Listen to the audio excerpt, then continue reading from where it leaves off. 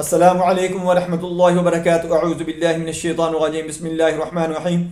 بہت سارے لوگوں کے سوالات مجھے آتے ہیں، اندرون ملک سے بھی بیرون ملک سے بھی۔ وہ سوال کرتے ہیں کہ ہماری بچی یا بچے کو، بہن کو، بھائی کو، بیٹے کو جنات دیو، شیطانی جنات، زانی جنات، عاشق جنات مسلط ہیں، وہ ان کی جان نہیں چھوڑتے، وہ ان کو تنگ کرتے ہیں۔ اگر ان کو کہا جاتا ہے کہ آپ ان کا مجھ سے علاج کروا لیں، میں آپ کو دم بھیج دیتا ہوں، وہ سننا شروع کر دیں اور مجھے بتا دیں کہ میں اس وقت یہ سنتا ہوں، تو میں پیچھے سے میں بھی پڑھائی شروع کر دوں گا، اللہ کی ذات آپ کو آرام دے دے گی۔ اس بچی کی، اس بہن کی، اس بھائی کی، اس بیٹی کی جان چھوٹ جائے گی۔ تو لوگ اس بات سے ڈرتے ہیں، چونکہ یہ عام بات ہو چکی ہے کہ جب جنات نکلتے ہیں، یہ دیو جب نکلتے ہیں تو اس وقت وہ نقصان کرتے ہیں، مریض کو نقصان کر سکتے ہیں، گھر کو نقصان کر سکتے ہیں، مال و اسباب میں، جانوروں میں نقصان کر سکتے ہیں، مکانات میں نقصان کر سکتے ہیں۔ اس قسم کے وہم و گمان جو ہیں لوگوں کے بنے ہوئے ہیں۔ دوستو، یہ اللہ کا عظیم کلام ہے، اس کے اندر بہت زیادہ طاقت ہے۔ یہ اتنی طاقت سے ان کو فورس کرتا ہے کہ آپ سوچ بھی نہیں سکتے۔ دوستو، اس کو، یہ میرا جو دم میں آپ کے لیے ریکارڈ کرنے لگا ہوں، اتنا سٹرونگ، اتنا طاقتور ہوگا کہ وہ جل کر بھسم ہو جائیں گے۔ اگر جسم کے اندر ہوں گے تو پھر بھی وہ جل جائیں گے اور کوئی نقصان نہیں پہنچا سکیں گے، چونکہ ان کی طاقت ہی ختم ہو جائے گی اس کلام سے۔ اللہ کا کلام جو ہے وہ بہت ہی عظیم ہے۔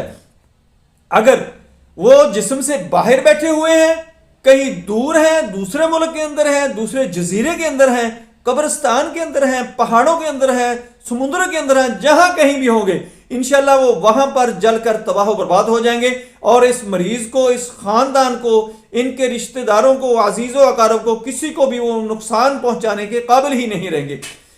اللهم صل على محمد وعلى آل محمد كما صليت على إبراهيم وعلى آل إبراهيم إنك حميد مجيد. اللهم بارك على محمد وعلى آل محمد كما باركت على إبراهيم وعلى آل إبراهيم إنك حميد مجيد. اللهم صل على محمد وعلى آل محمد كما صليت على إبراهيم وعلى آل إبراهيم إنك حميد مجيد. اللهم بارك على محمد وعلى آل محمد كما باركت على إبراهيم وعلى آل إبراهيم إنك حميد مجيد. اللهم صل على محمد وعلى آل محمد كما صليت على إبراهيم وعلى آل إبراهيم إنك حميد مجيد.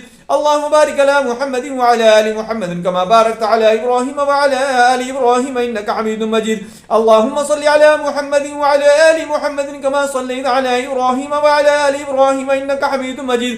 اللهم بارك على محمد وعلى آل محمد كما باركت على إبراهيم وعلى آل إبراهيم إنك حميد مجيد.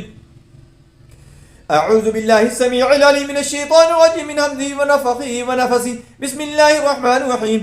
الله لا إله إلا هو الحي القيوم، لا تأخذه سنة ولا نوم، له ما في السماوات وما في الأرض. من ذا الذي يشفع عنده إلا بإذنه، يعلم ما بين أيديهم وما خلفهم، ولا يحيطون بشيء من علمه إلا بما شاء، وسع كرسيه السماوات والأرض، ولا يؤوده حفظهما وهو العلي العظيم. الله لا إله إلا هو الحي القيوم، لا تأخذه سنة ولا نوم، له ما في السماوات وما في الأرض.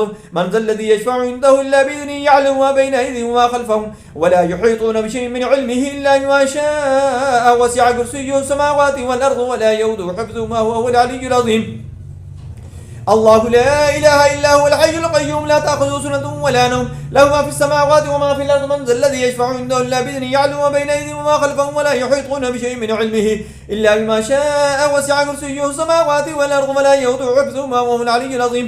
الله لا إله إلا هو الحي القيوم، لا تأخذه سنة ولا نوم، له ما في السماوات وما في الأرض. من ذا الذي يشفع عنده إلا بإذنه، يعلم ما بين أيديهم وما خلفهم، ولا يحيطون بشيء من علمه إلا بما شاء، وسع كرسيه السماوات والأرض، ولا يؤوده حفظهما وهو العلي العظيم. الله لا إله إلا هو الحي القيوم، لا تأخذه سنة ولا نوم، له ما في السماوات وما في الأرض. من ذا الذي يشفع عنده إلا بإذنه، يعلم ما بين أيديهم وما خلفهم، ولا يحيطون بشيء من علمه إلا بما شاء، وسع كرسيه السماوات والأرض، ولا يؤوده حفظهما وهو العلي العظيم.